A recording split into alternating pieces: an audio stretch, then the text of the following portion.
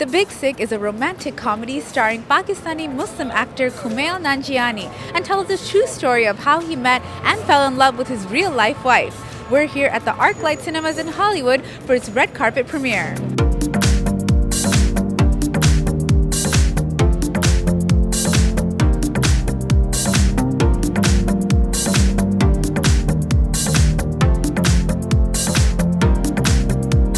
Why did you decide to bring your true life story for the millions of audiences to see? Millions? Oh my God, what a joy that would be if we got millions. I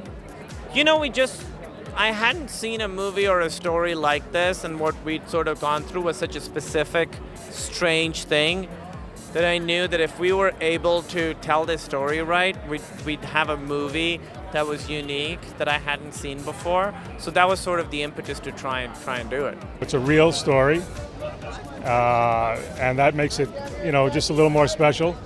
And just to be a part of it, and it's kind of, it's speaking to something today, but something that's going on, but it's not trying to. It's really about love and relationships and family, and yet underneath it there's a little bit of a nice message to it all. So that's what's cool about it. So 9/11. I've always wanted to have a conversation with people. You've never talked to people about 9/11? I felt that it was other in a way that Kumail and Emily really knew the inside track of, and I didn't as an audience member, and I loved that. I wanted to make the jump with them into the story. The script had that invitation to it. It was luring me along. I loved the script and I loved the story. When I went in for my audition, I really just thought that Michael and Kumail were the coolest guys, and I wanted to be in a room with them for longer. Are you judging Pakistan's next top model? You know how we have arranged marriage in my culture? Oh my God, I'm so stupid. Can you imagine a world in which we end up together? I don't know. I just thought it was a very unique, original love story. Everything about it, I thought, I haven't heard this before. And Emily and Kumail are so sincere and sweet, and they love each other so much, and they have this really bizarre way their whole thing started. The movie is based on both of you and Kumail's real life story. That's right. What was it like seeing the scenes where you were in a coma play out in real life and what Kumail went through? That was certainly interesting. When we were writing the movie, that was when I first got a sense of this is what you were doing while I was actually sick, because I had not really thought about it before. Selfish me, I was kind of focused on my own coma. So that was in writing it was actually really interesting to talk to my own actual parents and to talk to Kumail about what was every day like. What were you doing when you were kind of waiting for me to get better? What was happening? What were you eating? Where were you going? And so it was really kind of surreal to see that play out on screen, for sure. Thank you, Kumail. We're going to handle things from here. I think I'm just gonna wait anyway. You guys broke up. I'm not sure why you're here.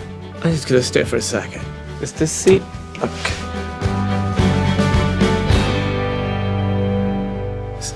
Is that lady still looking at me? Talk to us a little bit about the casting of Holly Hunter and Ray Romano. Were they always the choices for these characters? Yeah, as we started developing those roles, we always knew that Ray Romano and Holly Hunter were who we wanted for those parts, and we were lucky that they said yes. Ray's a very easy guy to love, and it was a bit effortless to be around him and to work with him, and he's so funny.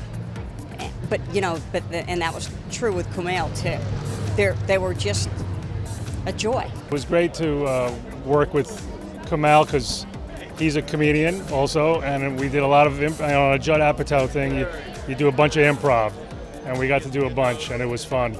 And then Holly Hunter, I got to be intimidated by her presence, not by her because she's a doll, but just she's an Academy Award winner.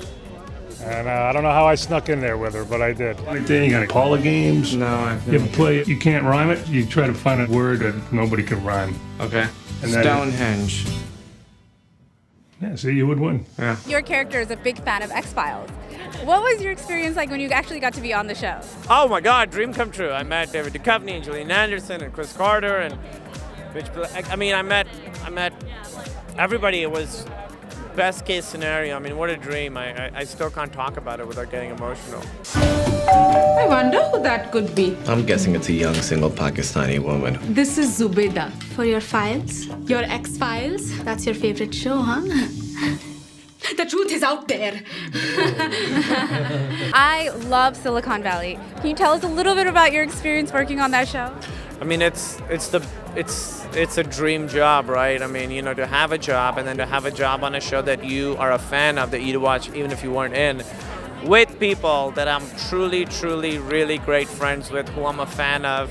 I've been a fan of Mike Judge's long as I can remember, and it's just a dream come true. It's like the best job possible.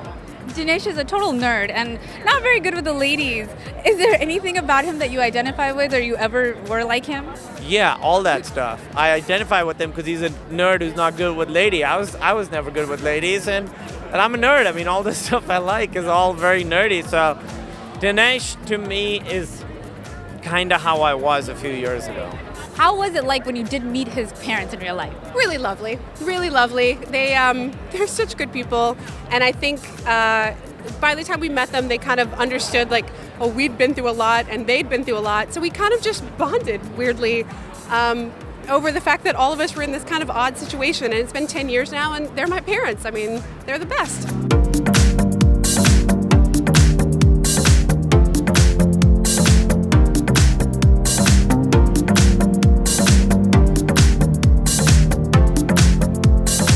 Well, that does it for the LA premiere of The Big Sick. Be sure to catch it in theaters on June 23rd.